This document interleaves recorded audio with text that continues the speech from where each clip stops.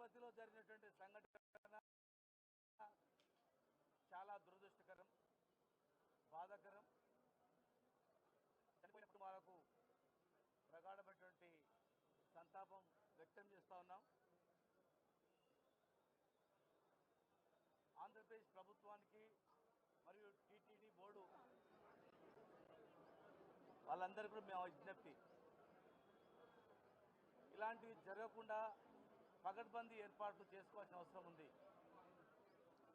లోపాలను పరిశీలించుకోవాల్సిన అవసరం ఉంది.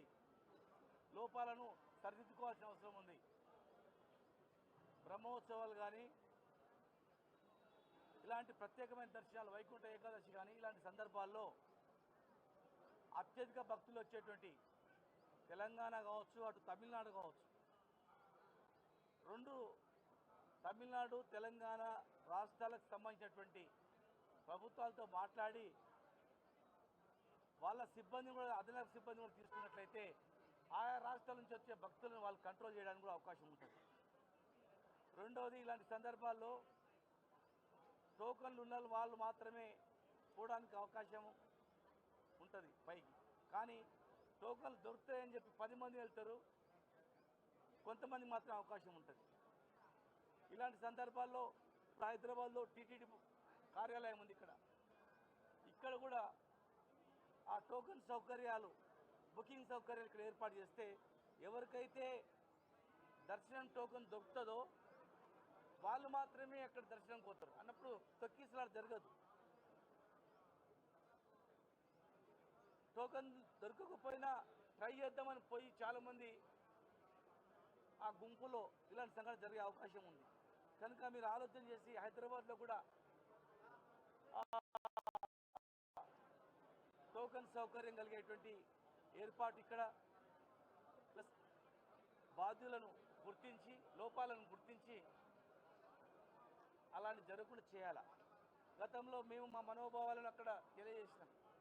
అత్యధిక తెలంగాణ భక్తులు వస్తారు కనుక మమ్మల్ని కూడా ఈక్వల్ చూడాలని, దాన్ని వాళ్ళు స్వీకరించి మరి ఆ ఏర్పాటు కూడా చేయడం జరిగింది.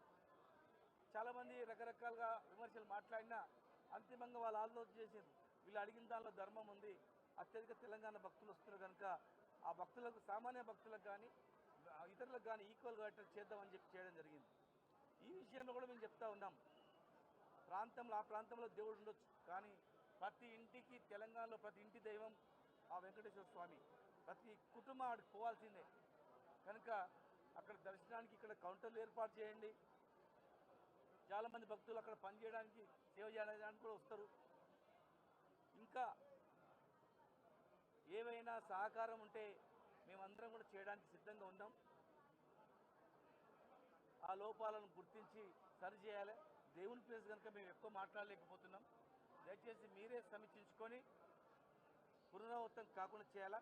ఎవరైతే గాయపడిన వాళ్ళు ఉన్నారో మరి అక్కడ ఒకవేళ వైద్యం సరిగా అందకపోతే హైదరాబాద్ పంపిస్తే ఆ గాయపడినటువంటి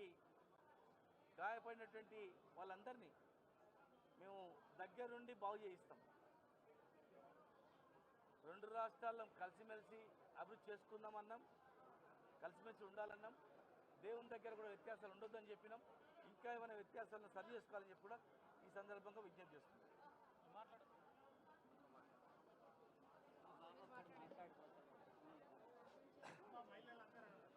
అందరికీ నమస్తే.